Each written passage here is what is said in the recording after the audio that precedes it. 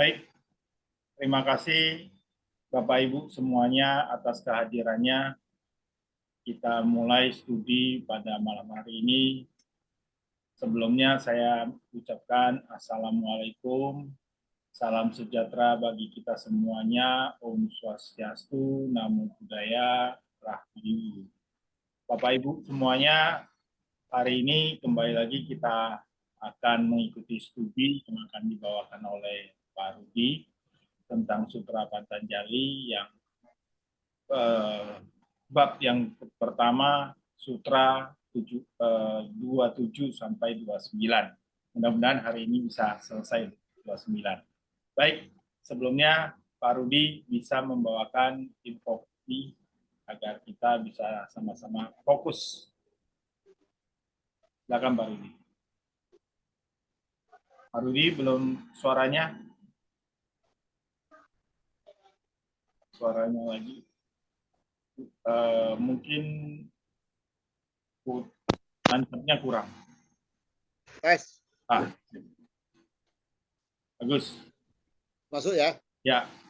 Oke, terima kasih Pak David. Selamat malam Bapak-bapak semua, Ibu. Hari kita invokasi sebelum mulai. Oh, hidup tersembunyi yang bergetar di setiap atom. Oh, cahaya tersembunyi yang bersinar di setiap makhluk. Oh, cinta kasih tersembunyi yang memeluk semuanya dalam kesatuan. Semoga mereka yang merasa satu denganmu dari itu mengetahui bahwa ia satu dengan setiap yang lain. Om Shanti. Shanti. Shanti. Selesai, terima kasih.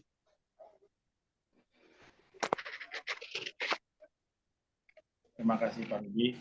Ya, baik, kita langsung masuk saja pada slide. Ya. Jadi kita mulai dari 27. Ya.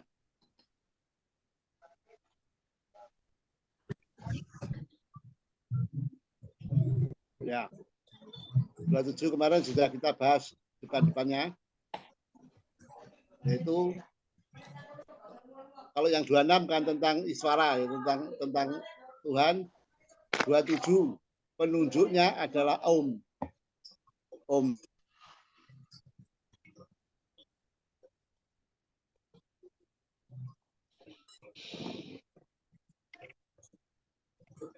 Ya, jadi kemarin sudah kita bahas bagian, tidak perlu diulangi lagi, nanti khawatirnya nggak keburu waktunya karena panjang sekali.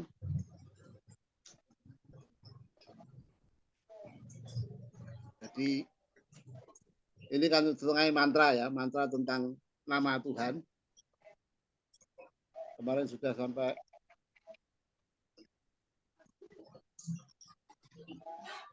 jadi mulai dari sini aja. Jadi Om itu adalah nama Tuhan.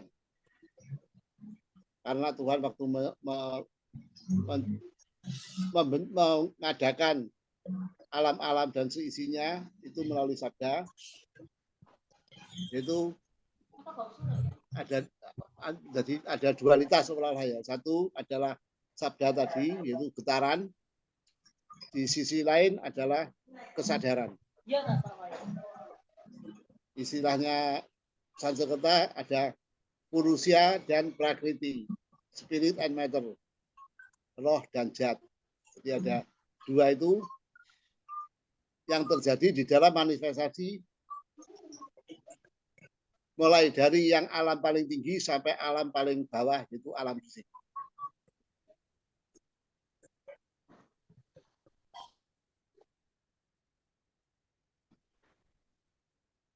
Jadi semua itu mulai alam yang halus sampai alam fisik terjadi dari getaran dan setiap getaran, di mana ada getaran ada suatu kesadaran tertentu. Jadi dua itu biasanya seolah-olah mulai merupakan suatu kesatuan yang tidak dapat dipisahkan. Jadi demikian kita menemukan bahwa di mana ada kesadaran yang terbabar atau termanifestasi, di situ getaran terkait. Jadi kalau ada getaran tertentu, contohnya yang paling kasar ya di alam fisik, kita bisa melihat sesuatu. Getaran sampai sekian, kita bisa mendengar sesuatu. Nah, itu di mana ada getaran, di situ ada kesadaran. Seolah-olah ya ini seperti contoh ini. Jadi kalau ada getaran antara 32 sampai 32.000, itu bisa mendengar. Di bawah, di atasnya kita tidak dengar apa-apa, meskipun ada suara tapi kita tidak dengar. Panca indera kita akan terbatas. Begitu juga penglihatan kita ya cuma hanya ini 45 sampai 46 aja, hanya satu saja, sedikit sekali boleh. Di bawah itu, di atas itu kita nggak tahu. Jadi ini adalah antara hubungan antara getaran dan kesadaran. Seolah-olah tak dapat dipisahkan ya, seolah-olah ya.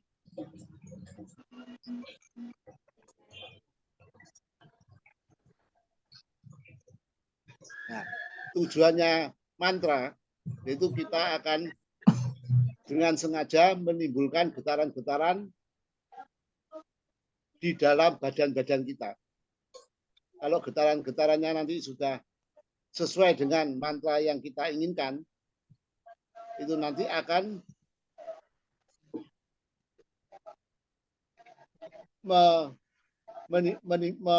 memanggil, seolah-olah memanggil kesadaran masuk ke dalam diri kita.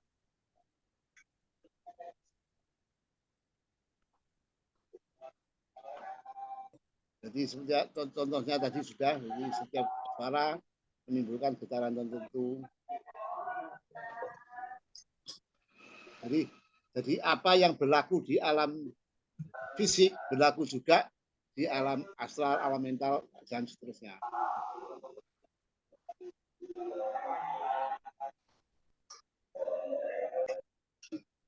Nah, ini jadi penting sekali. Tujuan mantra yoga itu adalah selain kesadaran tidak hanya dapat dipengaruhi oleh getaran, akan tetapi kesadaran juga dapat mempengaruhi dan menimbulkan perubahan-perubahan di dalam materi dengan jalan menggerakkan getaran-getaran khas tertentu. Jadi ini kalau kita tahu dasarnya, tahu kuncinya, dengan mantra yang sungguh-sungguh, mantra yang dimaksud, dengan intonasi, dengan jaraknya, seperti Om itu harus diucapkan bagaimana, A-nya berapa detik, U-nya berapa detik, M-nya berapa detik, bagaimana intonasinya. Kalau itu betul dan kita sungguh-sungguh, itu efeknya sangat luar biasa sekali. Karena mantra yoga itu termasuk suatu ilmu pengetahuan.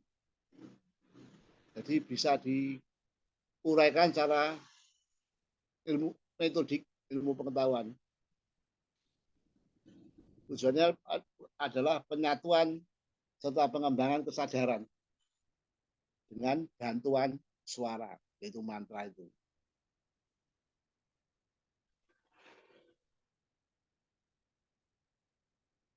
Jadi kita dengan menimbulkan suatu jenis getaran tertentu di dalam suatu badan, apakah badan fisik atau astral atau mental, tapi kita ucapkan dengan sungguh-sungguh,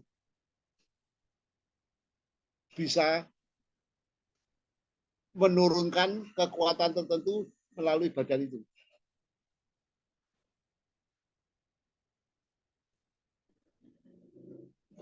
Atau dapat membangunkan suatu kesadaran tertentu. Nah, itu ada ya hampir mirip tapi agak beda.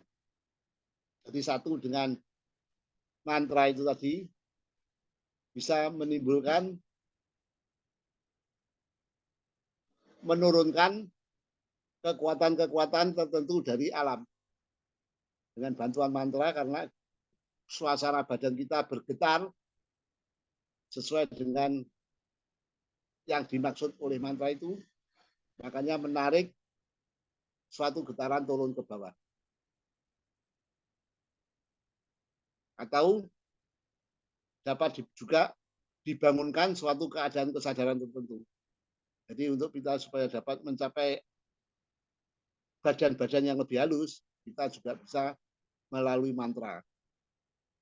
Contoh yang agak mirip ya, itu pernah dicoba oleh senior-senior dulu, bahwa dengan bantuan musik, lagu-lagu, terutama lagu-lagu klasik ya, kalangannya Bach, Mozart, Beethoven, itu dengan diiringi meditasi, dengan kita menyatu dengan lagu-lagu itu kesadaran kita bisa meningkat sampai alam budi. Karena mereka, beliau-beliau itu ya, Mozart dan sebagainya itu, dia waktu menciptakan lagu itu, dia seolah-olah dalam keadaan meditatif, terus di kesadarannya masuk ke alam budi, di sana dia mendengar musik alam yang ada di alam budi. Karena di alam astral ada musik alam astral, ada musik alam mental, dia musik di alam budi. Di alam budi kan lebih permanen alamnya. Jadi makanya lagu-lagu klasik, gamelan itu bisa hidup sampai sepanjang tahun.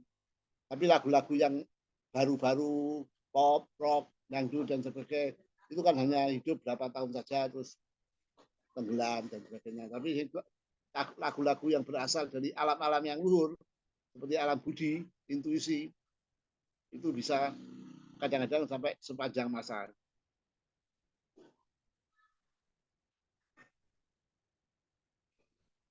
Jadi mantra sekali lagi itu adalah suatu kombinasi dari huruf-huruf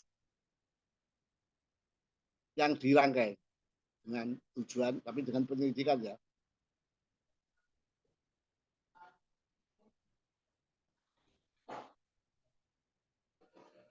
Nah, pada umumnya ini kalau di dalam Yoga Sutra Patanjali, pada umumnya setiap kata dari bahasa Sanskerta itu ada menentukan suatu getaran-getaran tertentu. Karena setiap huruf dianggap sebagai sarana tertentu, kalau digabung efeknya luar biasa sekali.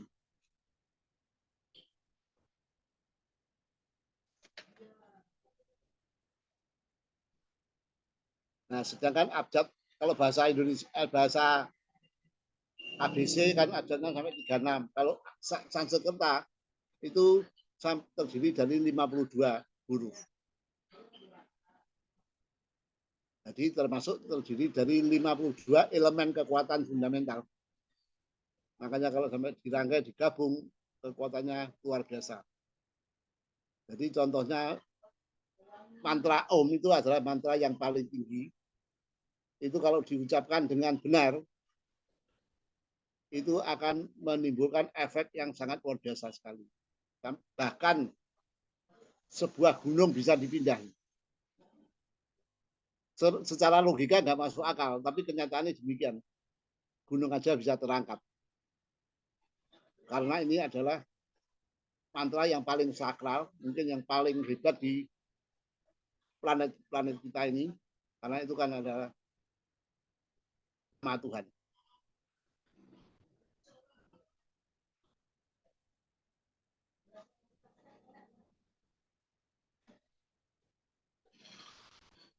Jadi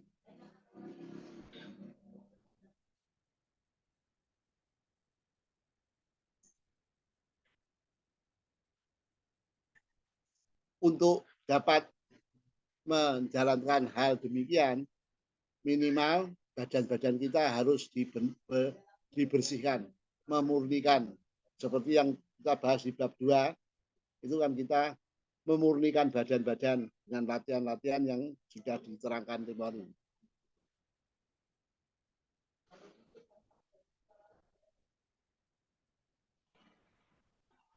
Karena untuk melatih ini, terutama kan ini untuk ini ceritanya kan tentang meditasi. Karena pada umumnya manusia itu daya pikir terus-menerus di bawah gangguan-gangguan dari dunia luar. Kita melihat mobil, kepingin, melihat makanan enak, kepingin. Jadi tertarik oleh dunia luar terus.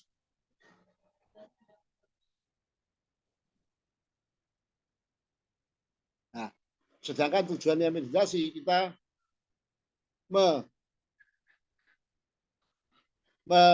tidak memperhatikan dunia luar, tapi menyelam ke dalam lubuk hati relung hati yang paling dalam.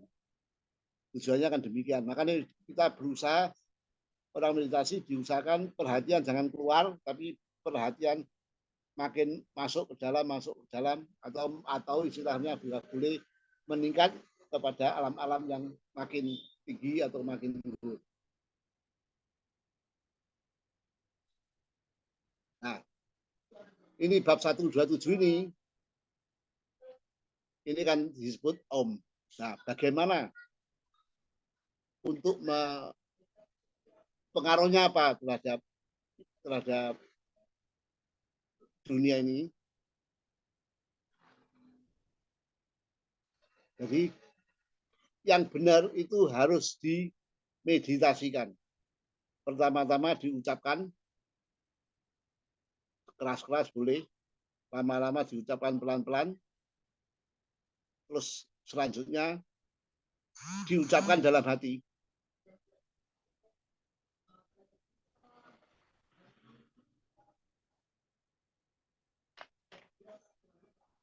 Harus diucapkan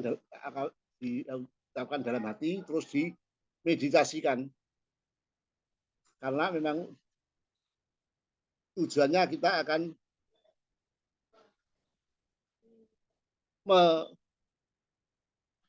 menyatu dengan itu, ya dengan iswara itu kan sebutan nama beliau.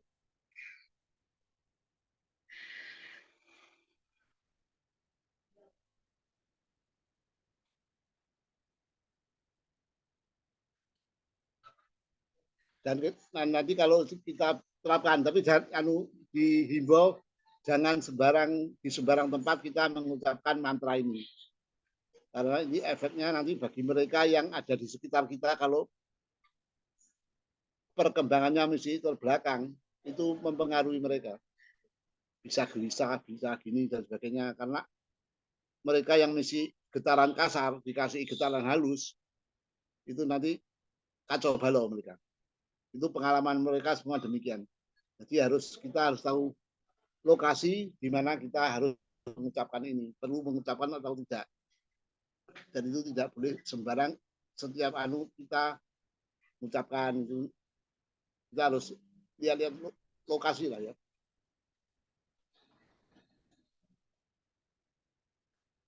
Karena nama ini kalau ini diucapkan dengan betul, ini mempunyai hubungan secara misterius dengan yang dimaksud oleh mantra tersebut. Karena bisa membabarkan kesadaran dan bisa menembus sampai ke yang dituju. Yang dituju yaitu iswara. Ini kan nama iswara. Itu hebatnya sampai demikian. Memang segala ucapan bisa jadikan mantra, tapi mantra kan ada gradasinya, tingkat-tingkatannya.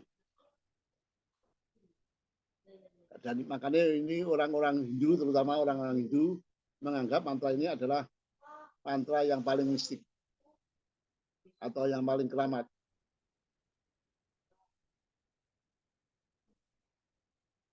Dan ini merupakan sebutan atau mantra yang paling agung sepanjang di dalam tata surya kita ini. Dalam tata surya ya, jadi termasuk planet-planet lain. Karena semua planet-planet kan di bawah naungan penguasa tata surya. Jadi ini bukan untuk planet bumi saja, semua planet yang ada di dalam tata surya kita.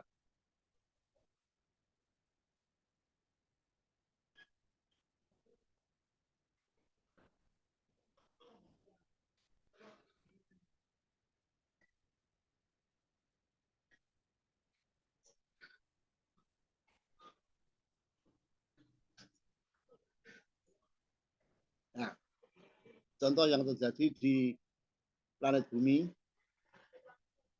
itu dulu ada istilah-istilah bahan-bahan kimia yang ada berapa ratus itu unsur-unsur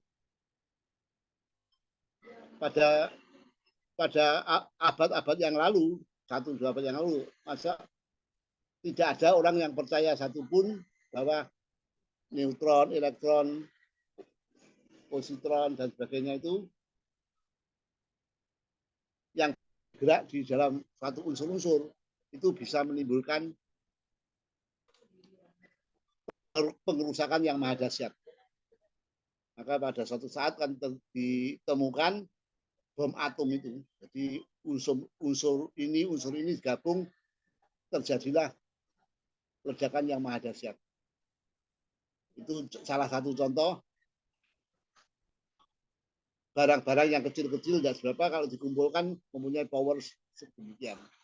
Begitu juga mantra itu sebetulnya kalau memang betul porsinya, posisinya, semuanya betul semua memang dahsyat sekali. Karena dia suatu kata mistik yang memiliki kekuatan yang sangat hebat sekali.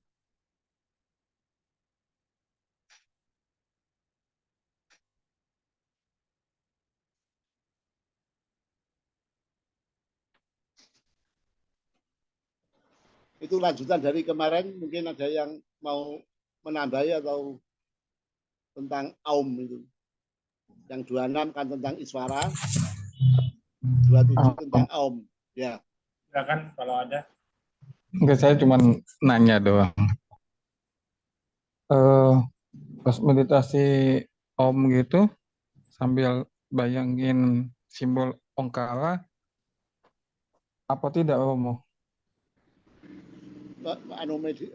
Meditasi Om terus membayangkan Simbol Ongkara itu sih, simbol Ongkara. oh tulisan itu.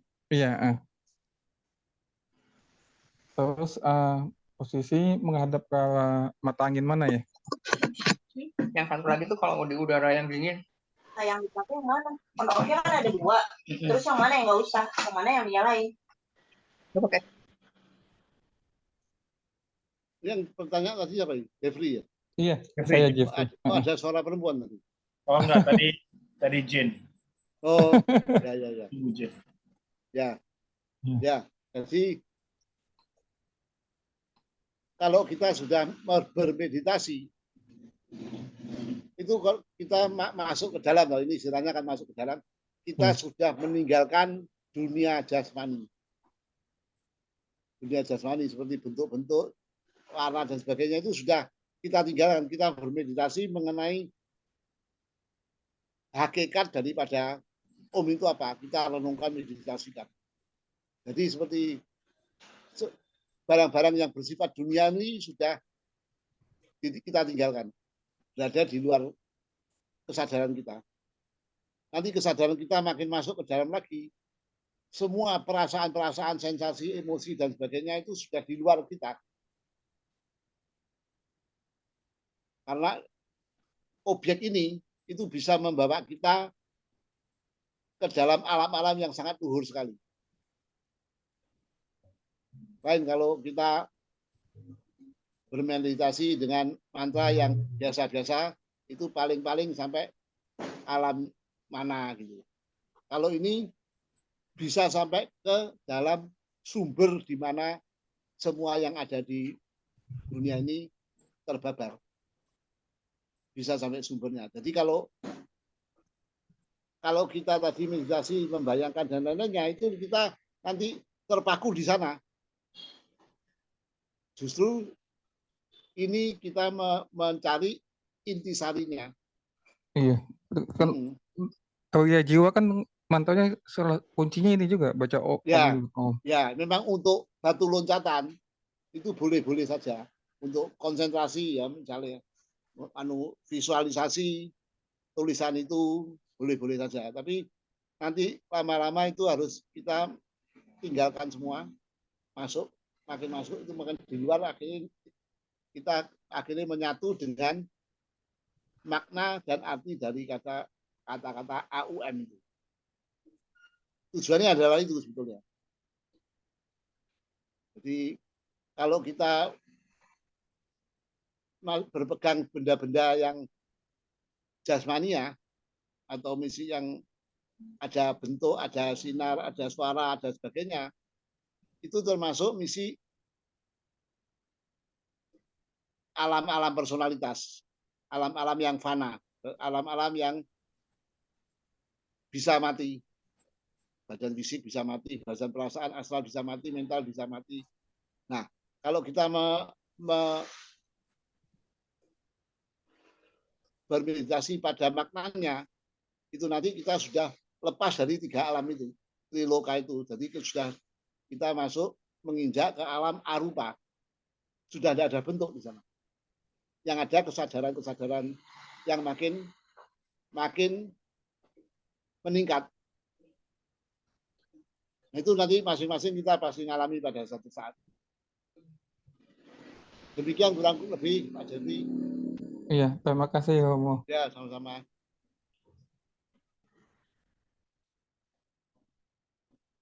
Yang lain? Yang lain ada lagi? Oke. Pak, saya mau tanya yang di slide ini yang di sebelah kiri tulisan itu apa ya, Pak? Oh, yang nomor 1, 2, 3 itu. Ah, Itu dari ke 1, jadi dia di kanan kan ada tulisannya 2 getaran. Jadi 1 detik, ini kiri itu detik, 1 detik, gandul itu des. Nah itu 2, itu enggak ada dengar apa-apa. Tapi kalau sudah ke sekian detik, enggak, ini titik awal ini titik awal. Ya. Tulisan sebelahnya apa? Oh, udah jelas ya itu ya? Iya. Apa? Nah, tapo atau apa? Sebentar, saya mau lihat dulu catatannya ya. Oke, ya.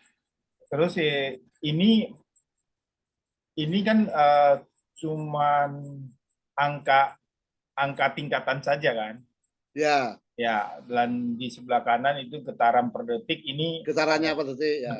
Getaran 2 detik, 4 detik. Ini martingale number nih. Jadi bukan getaran per detik itu. Kalau yang pertama itu 1 detik 2 kali. Oke. 2 kali. Berarti kalau yang kedua 4 kali gitu. 2 detik. Kalau tetap 1 detik kan? Tetap 1 detik sekian ya. Iya. Nah, kalau sudah 1 detik bisa 32 getaran, baru ada suara. Dengar ya. Oke. Contohnya kalau kita ikat tali ya, ikat batu tali, kalau diputar-putar gini pelan nggak dengar. Tapi begitu diputar sampai kenceng dengar ngong-ngong itu. Itu sampai itu. Ini urutannya memang dari 15 ke 20 ini memang urutannya ditangkai ya, karena di angka itu. Ini secara ilmu pengetahuan ini. Ya. Sains sudah menemukan ini.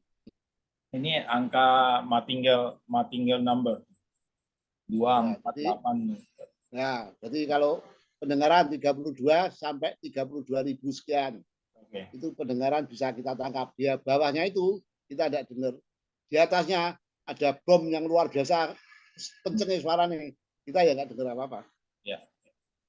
Terus satu lagi Pak, itu dari beberapa minggu yang lalu dari Dada itu mengatakan bahwa Sanskerta itu ada 50 konsonan dan 14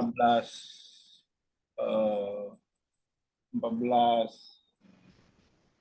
AEOU itu loh 14. Ya, ya. Jadi tadi kan Bapak katakan 52. 52. Nah, ada perbedaan ya? Ya, seperti abjad kan 36 itu. Ya, BC itu. Nah, kalau Sanskerta menurut Yoga Sutra itu ada 52. ada 52 ya. 52. Bedanya di mana? Nah, itu tidak mendalami itu, saya tidak tahu, Pak. Oke. Hmm. Sudah ketemu Pak? Oh, ini apa? Yang Nomor di satu itu. awal. Tempo, Pak. Tempo. Ya. Oh ya, Ya. ya. Ya, terima kasih Pak King. Jadi aku nggak usah ngambil buku Tempo. ini. Oke, siap. Tempo.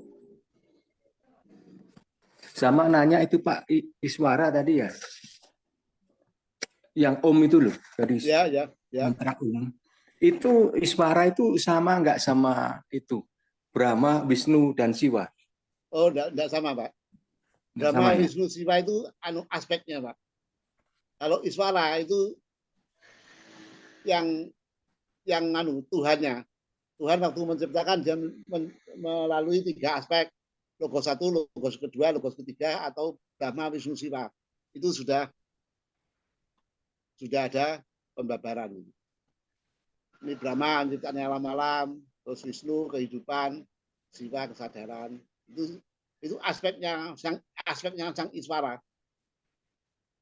Oh, kalau 3 itu disatukan bukan Iswara, bukan ya? Kalau tiga itu pada hakikatnya adalah 1. Tapi untuk membabarkan mau tidak mau melalui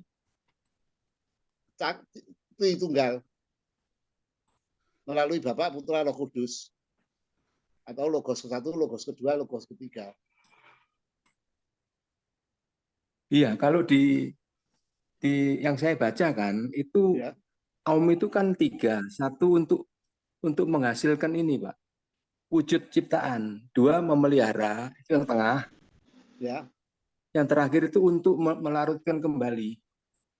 Oh, bisa juga itu. Karena itu kan juga terdiri Nggak dari ngerti. AUM ya. Iya. Nah. Ya bisa, memang juga. Tapi itu Memang dulu pernah diuraikan A itu kan mulutnya terbuka. Terus U, terus terakhir M ditutup. Itu juga bisa gitu. Membuka itu termasuk Praviti Marga.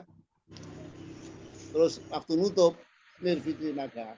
Jadi waktu penutup itu pralaya. Bacanya AU ya. AUM. setahu saya itu udah translate dari beberapa aliran. Nadanya lebih tinggi. Cara mengucapkannya begitu. Halo. Cuma nggak tahu kalau di Yoga Sutra beda. Halo Pak King. Ya, ya Pak. Setahu saya itu yang tentang Aum itu sudah translate dari beberapa aliran. Jadi masing-masing aliran punya pandangan bahwa beda, ya? Ini adalah menerjemahkan untuk penciptaan, pemelihara, pemusnahan, diciptakan lagi itu Om mewakili. Nah, makna yang sebenarnya itu bukan itu gitu. Jadi ini hanya udah apa Siwa, Brahma itu sudah di translate. Setahu saya begitu. Ketiga getaran kosmik menurut Bu mewakili di Brahma, Wisnu, Siwa kalau di Hindu ya. Iya. Mitologi Hindu. Ya. Jadi mengucapkannya nggak boleh salah katanya. Yang tinggi di sini, yang mendatar di sini, yang rendah di sini gitu. Betul ya Pak Rudi ya? Ya harusnya gitu. Memang tidak boleh. Ucapannya nggak boleh salah ya? Nggak boleh salah dan nggak boleh segaris lurus. Nggak harus gini monoton, nggak boleh. Memang ada nadanya naik turun gitu. Intonasi itu memang ada itu. Jadi tapi kadang-kadang setiap aliran itu beda ya. Kalau itu misalnya direkam kan, di setel di rumah gitu ada efeknya nggak ya? Kan itu menimbulkan, kan suara itu menimbulkan getaran, otomatis ada efeknya Pak.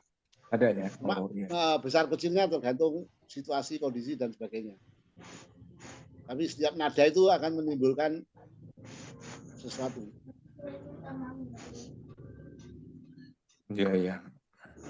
Pak Rudi, Ya, yang saya pernah ketahui itu dalam AUM itu, ya. pada saat A itu disebutkan, getarannya itu ada di bawah perut. Terus kalau itu sampai U atau E itu di dada. Kemudian atau M itu ke kepala. Jadi dari A, U, M itu dari bawah ke kepala getarannya, Pak. Itu yang saya tahu, Pak. Saya nggak Iya, tahu. iya, iya. Ya, kalau itu saya tidak pernah mendalami sampai situ, Pak. Ya, terima kasih infonya, Pak Toga. Bisa dicoba sih nanti di rumah. Jadi kalau yang namanya A itu terasa di perut itu. Di mana Kemudian ya, ya. di tengahnya itu di dada. Kemudian nya itu di kepala gitu. Terasa nanti. Ya, ya, Ya udah ya, itu aja, Pak. Makasih, ya. Pak. Terima kasih infonya. Pak Rudi, Ya, mau tanya, suara yang ada di dalam diri kita atau yang di luar diri kita itu sama atau enggak? sebetulnya kalau dilihat secara spiritual sama, Pak. Seperti contohnya nanti di kimia okul itu dikatakan bahwa yang ada di luar dengan yang ada di dalam itu sebetulnya sami mawon. Sama. Yang ada di atas dan di bawah juga demikian. Di samping sama semua sebetulnya. Cuma karena kita untuk menguraikan itu kan mesti pakai diagram, pakai begini seolah-olah ada yang di luar. Jadi badan asal yang ada di luar kita dengan badan asal yang ada di dalam kita kan saling menembusi. Itu sama itu. Iya, menyatu. Menyatu. Begitu juga badan mental kita. Itu ada yang ada di dalam diri kita, ada juga yang melebar sampai luar badan kita orangnya.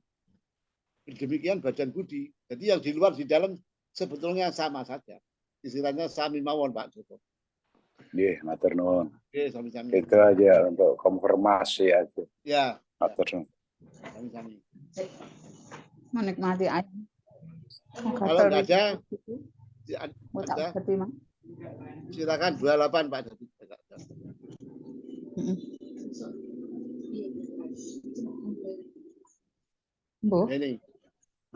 Ini bab 1 sutra 28 diulang secara terus-menerus dan bermeditasi pada artinya. Nah ini mulai bab 28 itu mulai menjelaskan bagaimana mengucapkan Om itu.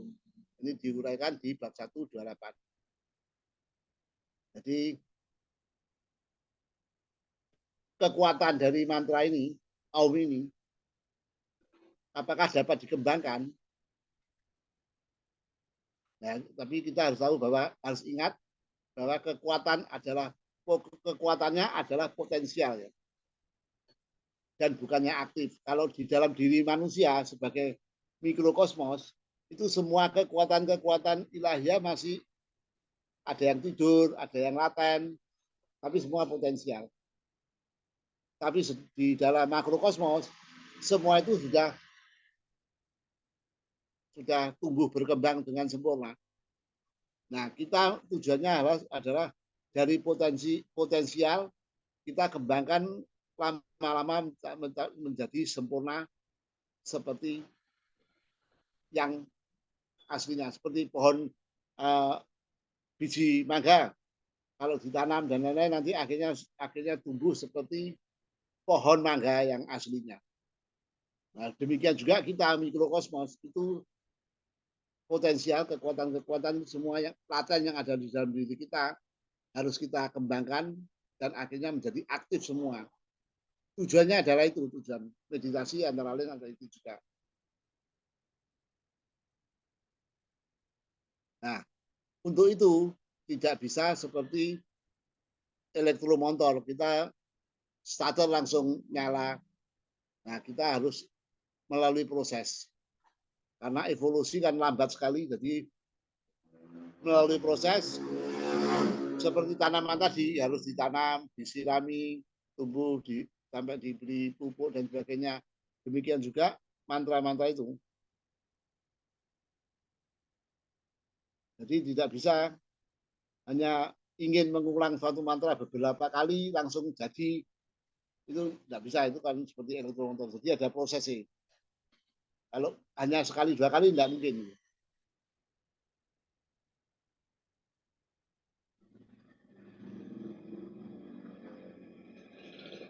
Jadi biji harus ditanam, diairi, pohon kasih lembab, kasih sayang, akhirnya bisa mengembangkan suatu mangga, bisa mengenyangkan perut kita. Demikian dengan cara yang sama, mantra, kekuatan mantra yang potensial ada di dalam diri kita harus dikembangkan juga secara perlahan-lahan. Dengan jalan mengeterapkan metode, cara-cara yang sudah diuraikan dalam buku-buku. Ya, ada yang buku lain menguraikan demikian, yang buku ini menguraikan demikian, buku lain lagi demikian. Ya, kita ikuti aja petunjuk-petunjuk pengalaman dari berdasarkan pengalaman itu.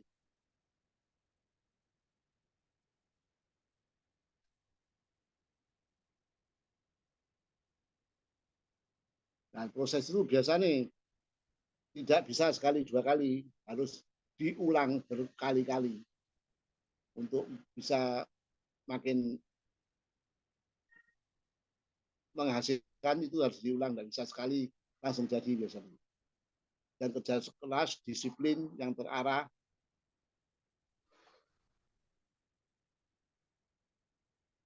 Dan untuk itu kita harus menyiapkan kondisi yang benar. Contohnya untuk meditasi, usahakan kondisi kita jangan sampai setelah bertengkar sama orang terus meditasi langsung. Itu kondisi kita tidak memungkinkan untuk meditasi, karena badan astral kita akan masih lagi bergetar gak karu-karuan. Badan pikiran juga memikirkan yang gak karu-karuan. Nah, tujuan meditasi kan kita harus mengharmoniskan badan-badan itu tadi, pikiran, perasaan, dan sebagainya harus diharmoniskan, diselaraskan, selasi, seimbang, bila perlu seimbang dengan alam. Karena lebih luhur mantra itu, lebih susah juga jalannya.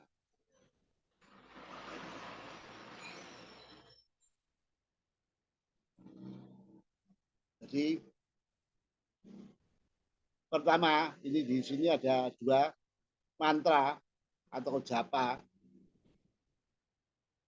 Itu termasuk suatu teknik yang sudah terkenal, semua orang tahu. Harus terus diulang-ulang. Mantra kan ada suatu kata-kata yang diulang-ulang terus-menerus.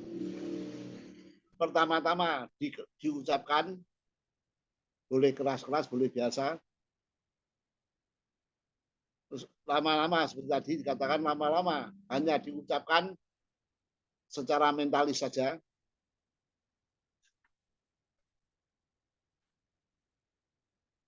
Sampai nanti hasilnya mulai nampak. Nah, pengulangan ini di aliran-aliran lain merupakan suatu keharusan. Dan kadang-kadang siswa itu diharuskan mengulang sampai sekian puluh ribu. Kadang-kadang ada aliran-aliran yang demikian.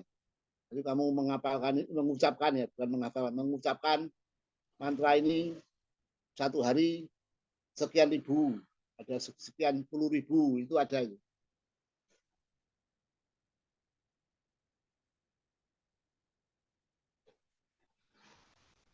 Meskipun ya kalau di Yoga Sutra dikatakan meskipun jumlahnya memang diulang-ulang supaya kita juga hafal, tapi dasarnya bukan merupakan faktor yang paling penting.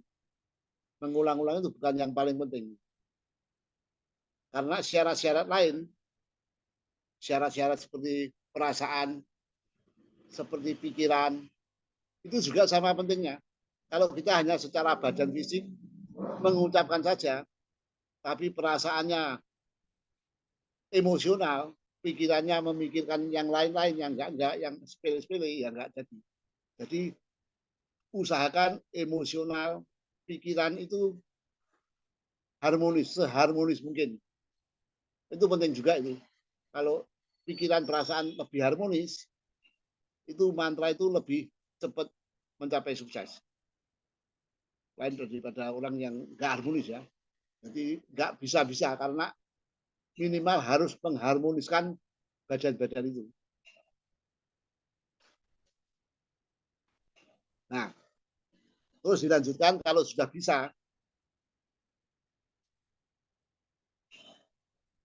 mengulangi cara dan mengerti artinya, perlahan-lahan harus dikembangkan dalam bentuk meditasi. Ini yang paling penting ya. Yang orang nggak tahu. Cuma ngoceh saja, kalau burung beo ya nggak akan terjadi apa-apa. Jadi kita harus ngerti apa yang diucapkan itu maknanya apa, terus direnungkan, terus akhirnya terakhir dimeditasikan pada artinya. Belajarnya kena apa?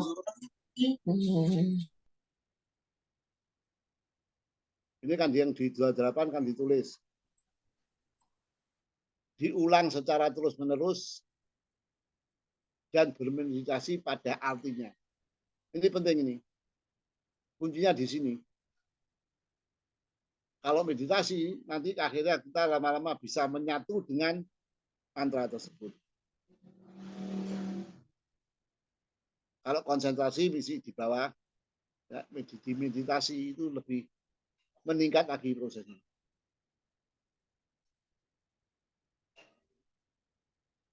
Jadi manfaat daripada mantra ini, mantra Om ini, berlandaskan pada kenyataan bahwa jiwatma kita sebagai jiwatma ya, merupakan suatu mikrokosmos. Kita itu jiwatma adalah suatu mikrokosmos. Otomatis di dalam diri kita itu memiliki potensi-potensi ilahi, potensi-potensi makrokosmos untuk mengembangkan kesadaran dan kekuatan-kekuatan itu sampai seperti makrokosmos yang diharapkan kan demikian. Dan bisa agar semua potensi-potensi itu ilahi yang ada di dalam diri kita aktif semua. Kalau sudah itu kan perjalanan evolusi itu sangat cepat sekali prosesnya, kemajuan evolusi.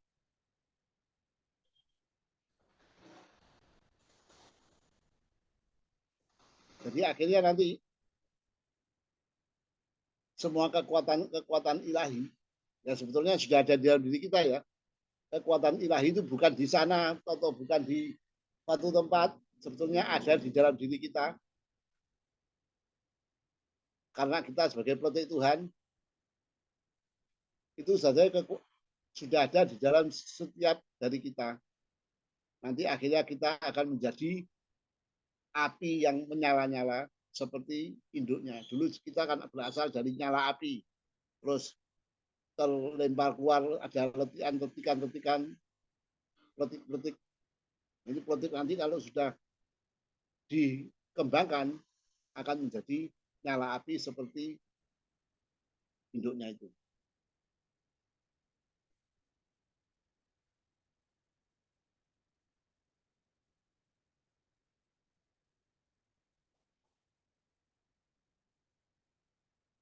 Dan mantra ini memang harus diucapkan baik dalam hati atau di luar, dikeluarkan atau dalam hati. Tujuannya apa? Agar terintegrasi kekuatan-kekuatan yang ada di alam-alam yang ini, yang sejenis kan nanti akhirnya bergabung dan mempolarisir kekuatan-kekuatan yang ada di alam ini, seperti halnya biji-biji disirami, akhirnya dia mengambil dari udara, dari sinar matahari dan lain sebagainya, bisa memecahkan biji itu, akhirnya tumbuh tunas dan berkembang terus itu seperti itu.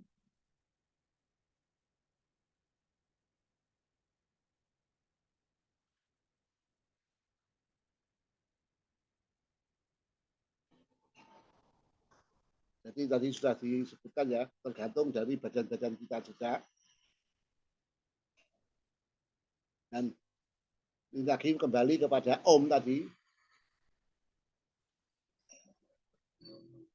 suatu kata-kata tadi Om itu sudah merupakan suatu kombinasi, sudah dibuat sama ya pemerintahan batin ya, bukan kita nggak ngerti, pemerintahan batin. Itu suara-suara itu memiliki getaran-getaran sampai alam fisik, bisa didengar. Itu ekspresi yang paling luar ya. Tapi di belakang semua itu banyak getaran-getaran yang halus, yang getaran-getaran non fisik.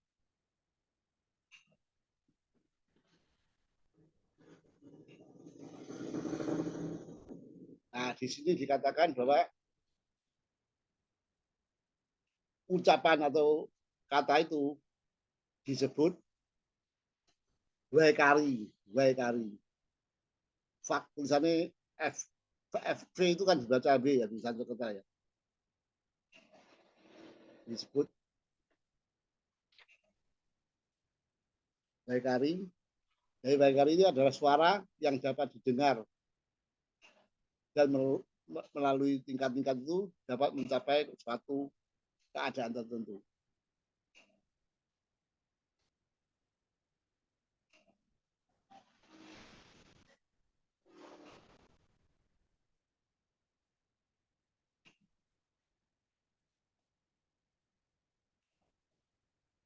Jadi itu satu tadi japa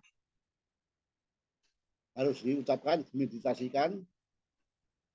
Cara lain, cara kedua, itu memanfaatkan kekuatan yang tertidur di dalam Om. Itu disebut bawana ya.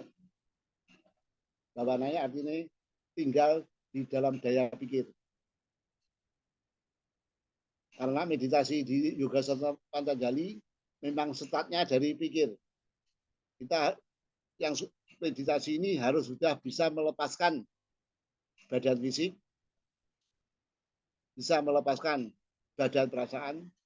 Badan itu kan dengan cara salah satunya nutupi babaran hawa songo, sudah tergantung oleh terpengaruh oleh dunia luar. Nanti perasaan juga ditinggalkan.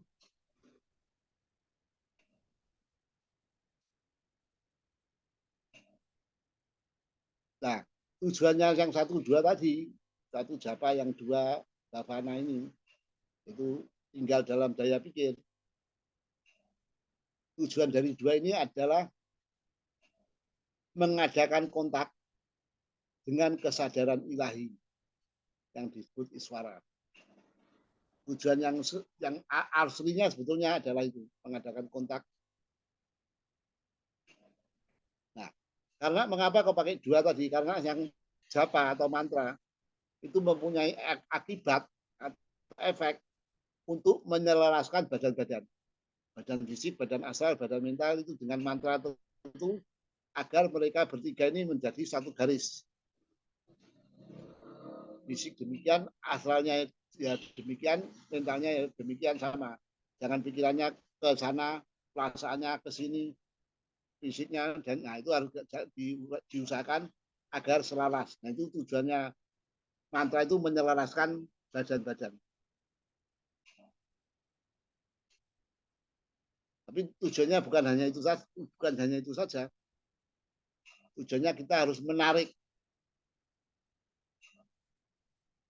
mengadakan kontak dengan kesadaran itu ilahiyah.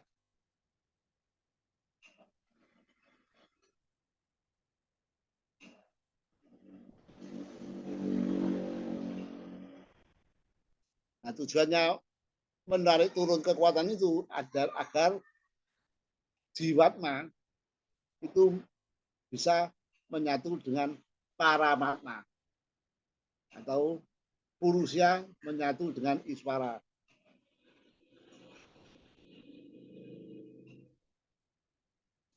Nah, itu bisa macam-macam. Kalau orang yang bhakti yoga memakai devosi. Kalau dalam mantra yoga memakai mantra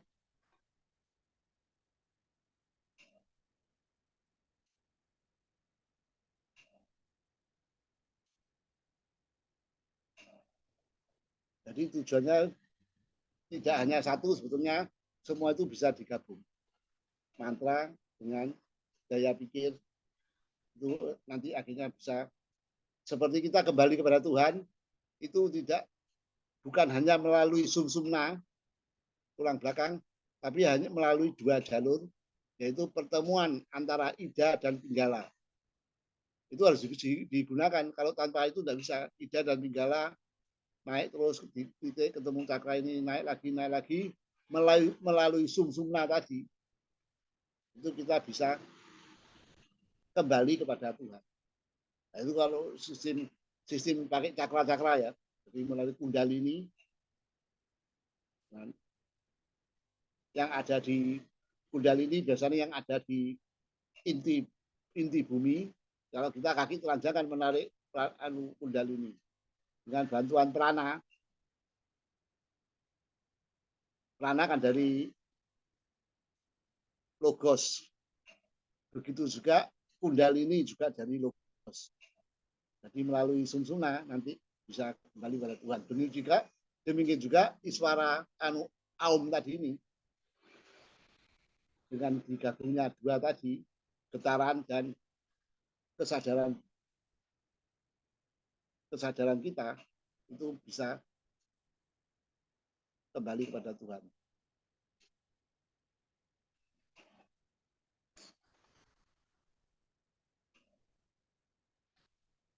Seperti seorang bakti, ada yang cinta dengan kekasihnya mungkin maksudnya seperti orang-orang Kristen, mungkin kekasihnya itu Yesus, ya berusaha menyatu dengan beliau juga bisa.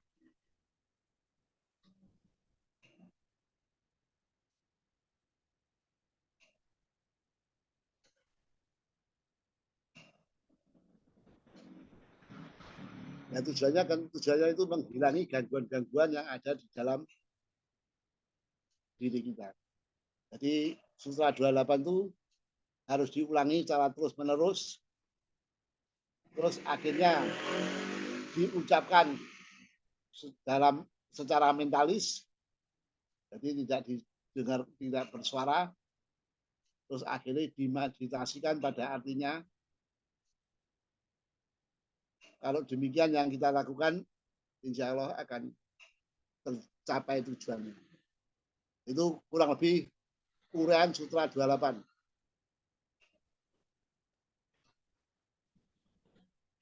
Silakan mau menambah atau bertanya. Boleh saya, Pak? Silakan, Pak. Iya. Dengan membaca mantra Ya. Aum tersebut, saya dapat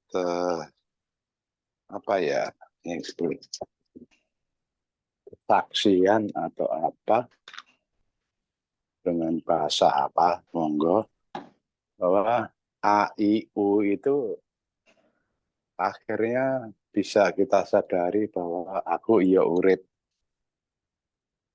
Karena dengan mantra tersebut, pengetahuan yang saya dapatkan saat ini itu ya pernyataan ya, atau kesaksian, karena kita berasal dari percikan-percikan ilahi, makanya kita berani mengatakan bahwa aku iya urip gitu. Ya. Mohon dikoreksi kalau salah, Pak. Ya, betul, Pak. Aku ya urip itu betul. Ada juga yang mengatakan aku adalah cahaya, juga ada itu. Ada itu. Iya. Di Yusufi ada ayat apa itu. Sama saja, Pak. Itu sami mawon, Pak. Aku ya urip, aku adalah cahaya. Sebetulnya sama saja, cuma istilahnya mungkin beda. Itu awakening ya? Kebangkitan. Iya. Makanya kiamat itu artinya sebetulnya ya kebangkitan kan. Ya.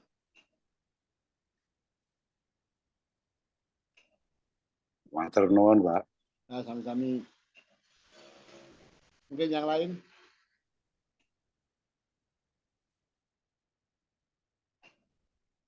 Kalau nggak ada kita kasihkan sutra yang 29. Mungkin kasih kesempatan ada yang mau tanya atau menambahi. Jadi Om itu harus diulang terus menerus ya. Terus secara mentalis lama-lama dimeditasikan. Itu kalau nggak gini ya percuma. Kalau hanya diulang-ulang tok seperti burung bio ya percuma. Makanya harus direnungkan artinya dengan pikiran, kesadaran pikiran. Terus kalau sudah mulai menguasai, terus dimeditasikan apa yang tersirat di dalam makna itu. Nanti kita makin menyelam makin ke dalam, makin menyelam makin mendalam sampai dasarnya relung hati kita yang paling dalam. Pasti nanti menemukan. Pertama-tama yang ditemukan ya guru yang ada dalam diri kita itu pertama-tama. Tak mungkin langsung logos kayak.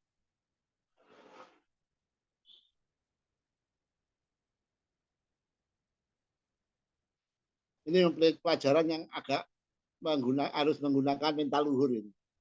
Abstraksi. Ya kalau nggak ada Sutra 29 Pak David.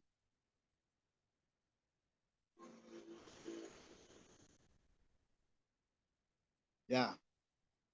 Terus dari sini menyusul lenyapnya rintangan dan mengarahnya kesadaran masuk ke dalam.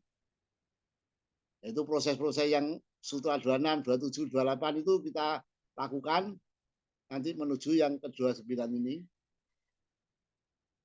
Kalau itu dilakukan terus, rintangan-rintangan itu akan hilang lenyap. Kalau kita serius ya, nanti karena alam akan membantu.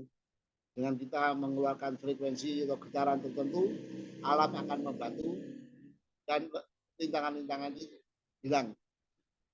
Dan kita bisa masuk ke dalam.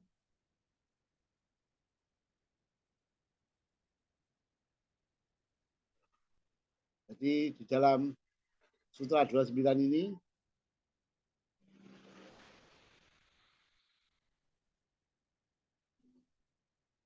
jadi nanti ada dua hasil yang dilakukan setelah kita melakukan yang lalu-lalu. Yang pertama yaitu timbulnya suatu kesadaran baru yang disebut pratyak cetana. Nah, itu untuk istilahnya ini supaya lebih enak gambarnya dikeluarkan oleh Pak David. Nah, jadi yang pertama nanti kita akan timbul kesadaran baru yang disebut pratyak cetana. Pratyak cetana itu adalah perhatian masuk ke dalam, itu panahnya akan ke dalam. Tapi sebaliknya yang paranga cetana itu perhatian keluar. Jadi kalau kita melihat gedung bagus, melihat wanita cantik atau pria tampan, melihat kendaraan, melihat rumah makan itu perhatian keluar. Itu paranga cetana. Perhatian kita masuk ke dalam, istilahnya ini pratyak cetana. Yang pertama timbullah suatu kesadaran baru yang disebut pratyak cetana.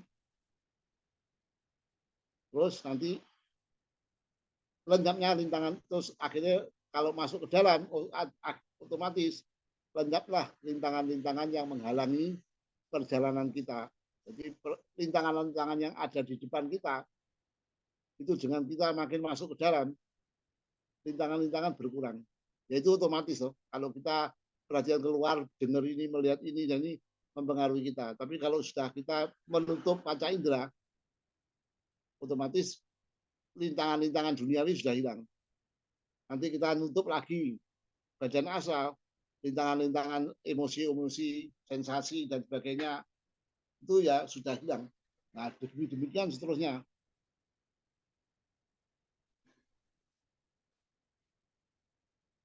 Nah, pratyak cetana. Jadi dalam cetana ini itu ada dua sifat yang bertolak belakang atau bertentangan, yaitu yang satu tertuju ke dalam pratek cetana dan yang satu tertuju keluar, yaitu paranga cetana. Itu kesadaran manusia demikian. Nah, kesadaran kita hampir semua manusia itu pada umumnya sehari-hari adalah paranga cetana ini. Boleh dibilang kita tidak pernah melakukan praktek cetana. Perhatian kita keluar terus, melihat itu, ini urusan duniawi, urusan perdagangan, urusan bisnis, urusan ini, perhatian keluar terus. Boleh bilang satu hari 24 jam itu 24 jamnya di keluar terus perhatiannya. Perhatian masuk itu kadang-kadang berhari-hari kita nggak melakukan sama sekali dengan sengaja ya.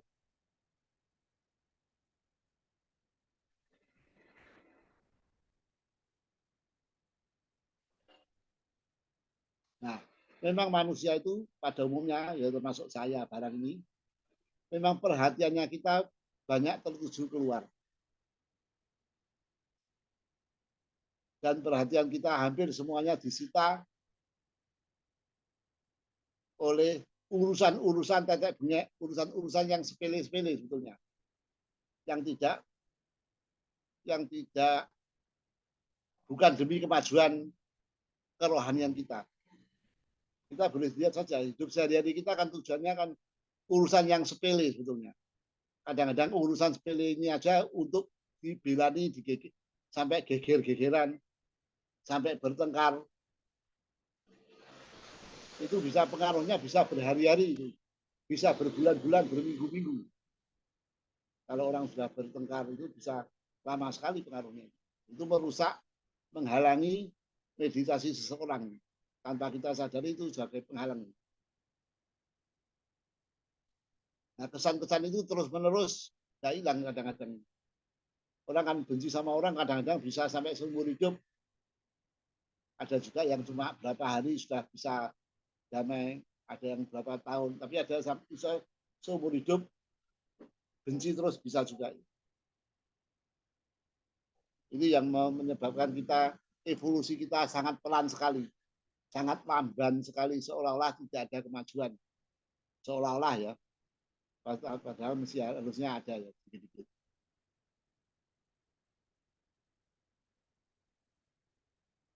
Nah, ini semua istilah perhatian keluar itu juga bisa juga istilahnya fiksepa, nanti akan diuraikan di bab selanjutnya.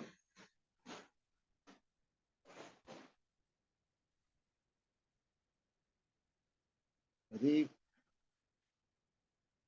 perhatian keluar itu adalah manas pikiran, itu sumbernya di pikiran ya, sebetulnya. Pikiran konkret atau pikiran rendah kita yang memproyeksikan keluar apa yang ada di dalam pusat diri kita sendiri. Mungkin pengalaman yang lalu, waktu makan kok enak waduh aku pengen ngulangi, enak makan lagi. Minta rendah, nanti akhirnya merayu badan astral, akhirnya badan astral terpengaruh ya keinginan, terus mempengaruhi atau merayu badan fisik, akhirnya badan fisik, ayo kita pergi ke sana, makan sana enak tempo hari gini. Nah, itu perhatian kita keluar terus itu. Dari diri pusat keluar.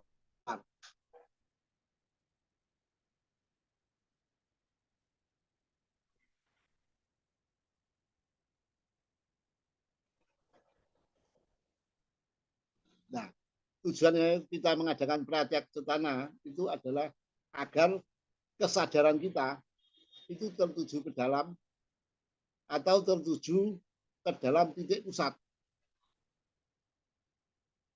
Karena nanti dari pusat lingkaran itu kita tahu semua. Kalau titik pusat itu kan sudah termasuk titiknya ilahiyah. Jadi kalau makanya sang ilahi kalau dia berada di kesadaran di titik pusat itu dia tahu semua. Tapi kalau kita hanya di pinggirannya itu seperti gambar-gambar itu di satu pusat puncuk-puncuknya saja, Kita yang tahu ya hanya pucuk-pucuknya itu saja. Tapi kalau kita sudah bisa menuju titik pusat, itu akan mengetahui semuanya. Maka kalau Tuhan kan Iswara kan disebut Maha Tahu. Karena dia kan sudah ada di titik pusat, apa yang ada di luarnya itu tahu semua. Cara mistik demikian.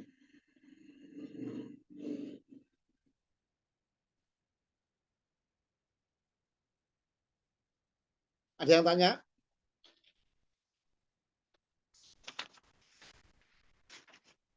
Boleh saya, Pak? Ya, silakan. Iya, semua apa yang sudah dijabarkan oleh Pak Rudi itu di sini sangat diperlukan kesadaran dan pengetahuan tentang manunggaling kawula lan Gusti.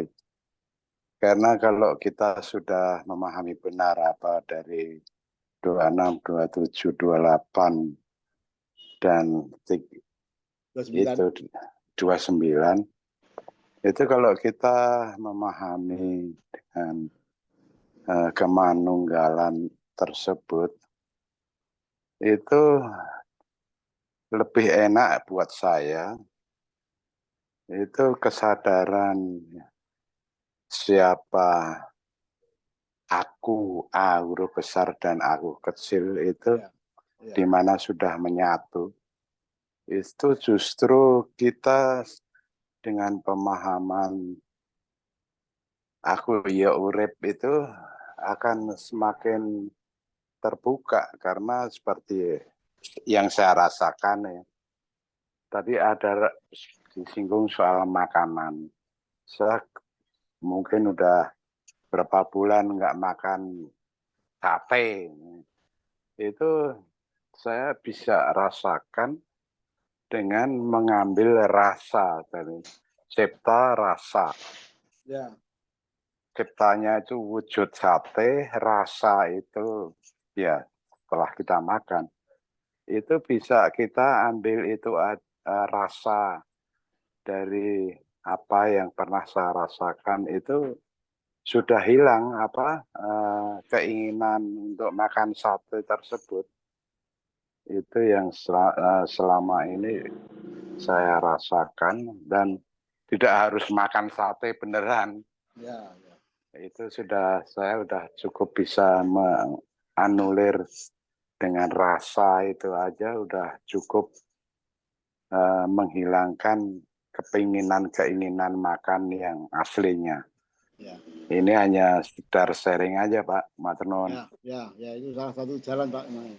Salah satu jalan untuk pelan-pelan mengikis habis rasa perasaan, keinginan dan sebagainya. Jadi tujuan sebenarnya dari yoga sutra ini adalah penarikan kesadaran dari luar menuju ke dalam. Tujuannya sebetulnya itu. Bisa juga dikatakan meningkat, kesadaran meningkat ke alam-alam yang lebih tinggi, itu bisa juga. Kalau digambarkan demikian juga boleh. Tapi yang benar sebetulnya kendaraan makin lama makin masuk ke dalam. Penarikan.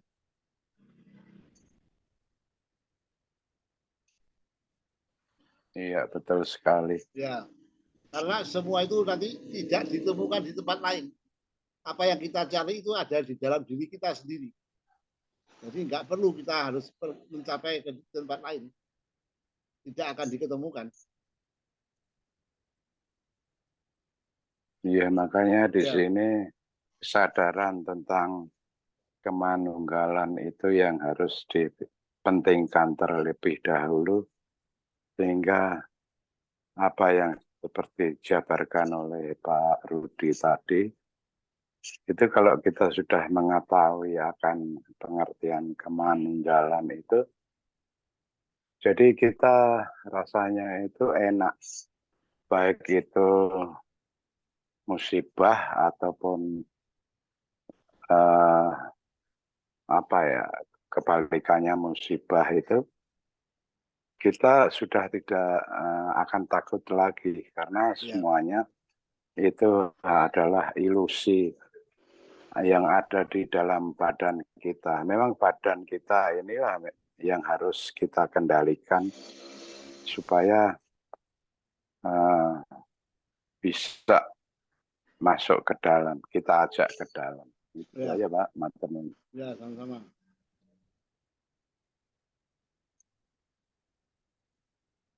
Makanya ini salah satu cara tanpa kita sadari dengan kita memusatkan perhatian kita masuk ke dalam. Memang itu betul-betul nanti bisa masuk. Itu akhirnya kita bisa menyatukan antara aku kecil dengan aku besar. Aku rendah dengan aku yang besar.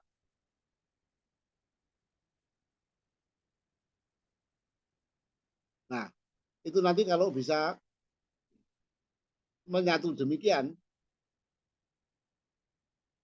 itu kita mengadakan kontak dengan aku yang luhur. Kalau istilahnya Pak Bambang Muldoko, bisa menyatukan aku yang rendah itu adalah personalitas, terdiri dari 3 badan, fisik, astral, mental, rendah. Yang individualitas atau jiwa, soul, itu adalah atma budi manas luhur. Itu bisa akhirnya kita bisa makin masuk ya dari mental rendah ke mental luhur, padahal satu alam itu.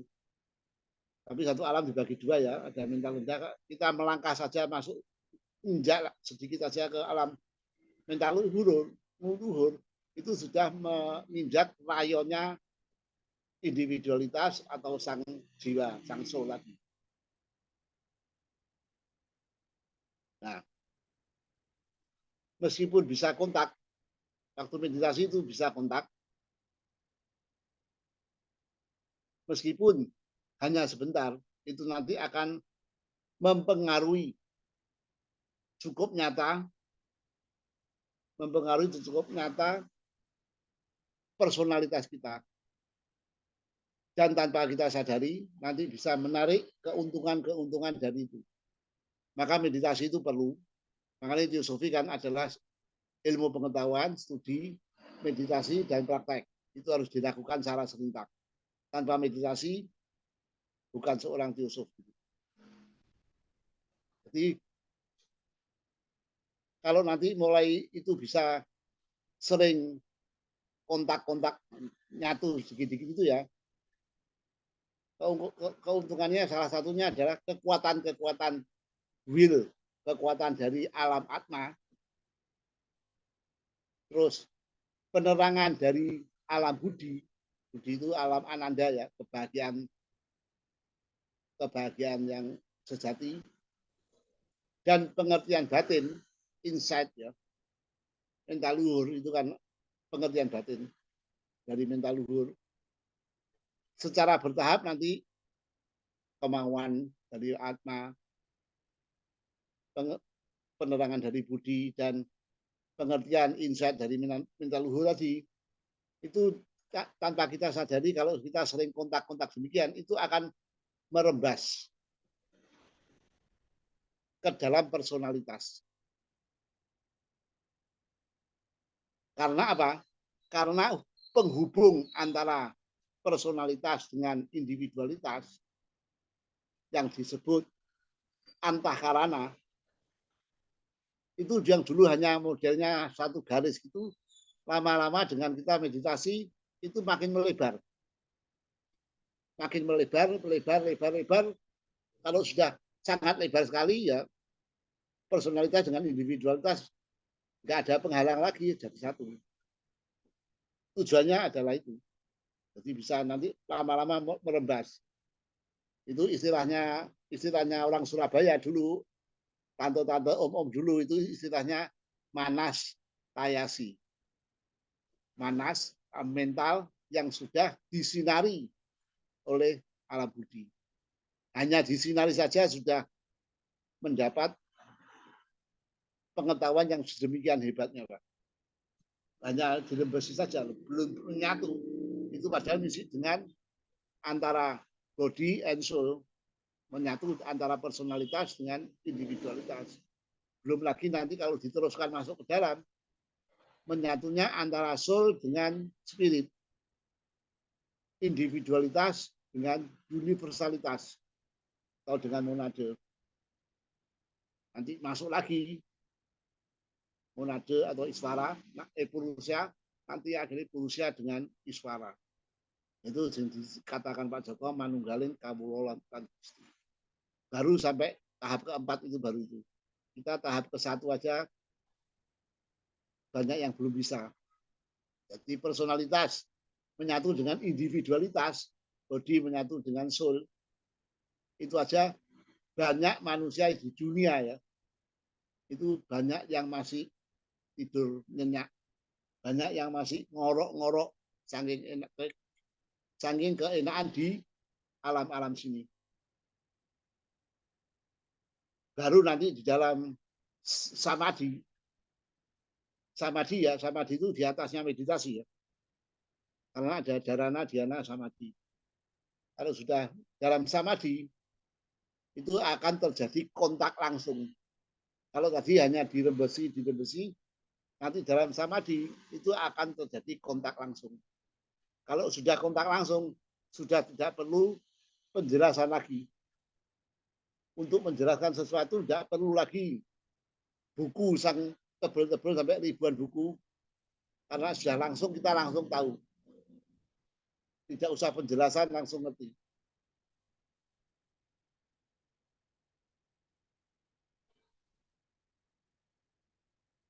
Nah, selanjutnya dengan japa tadi dan bermeditasi pada Om tadi secara bertahap tanpa kita sadari juga, itu pelan-pelan melenyapkan rintangan-rintangan di atas jalan bagi yang bersangkutan. Alam akan membantu kita, jangan khawatir. Kalau kita sudah menggetarkan getaran-getaran frekuensi-frekuensi yang bersifat positif, yang bersifat konstruktif, itu nanti akan membantu karena kita akan menarik unsur-unsur frekuensi yang sejenis. Dan dengan demikian rintangan-rintangan itu akan pelan-pelan tersingkirkan dengan sendirinya. Tapi harus ada usaha dari kita ya. Nah, rintangan-rintangan itu seperti apa saja yang di dalam Yoga Sutra itu, seperti ketidakmurnian. Makanya badan-badan harus dimurnikan. Self purification. Badan fisik dimurnikan, badan asal dimurnikan, badan mental dimurnikan. Tempoh hari sudah kita bahas di bab 2. Jadi tidak usah dibahas lagi. Badan-badan dimurnikan dan diharmoniskan. Jadi antara pikiran, perasaan, dan ucapan, perbuatan itu harus selaras, rasi, seimbang, seperti satu garis lurus.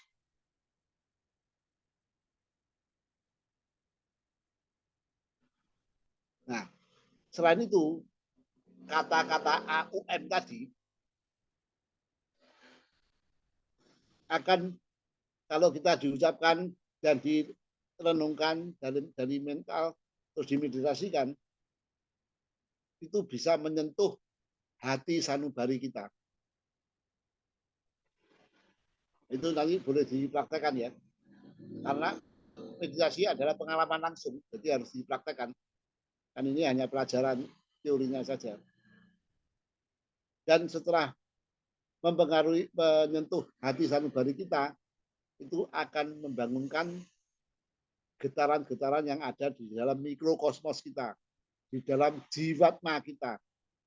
Kan semua di dalam tujuan teosofi kan juga tujuan ketiga adalah mencari dan mengembangkan potensi-potensi ilahi yang masih laten, yang terpendam di dalam diri kita.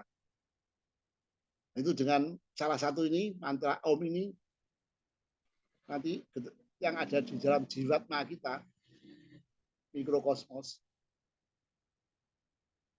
nanti akhirnya itu tertarik keluar kekuatan-kekuatan, kemampuan-kemampuan yang laten.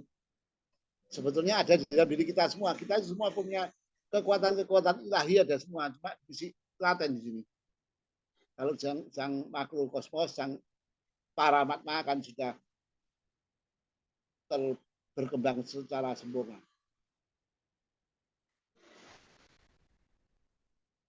Jadi nanti pelan-pelan semua dihalau oleh berkembangnya kemampuan-kemampuan kita itu.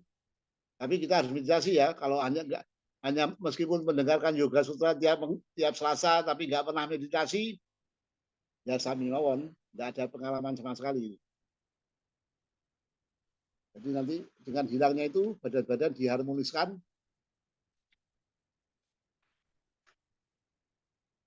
diselaraskan dengan yang lain-lain,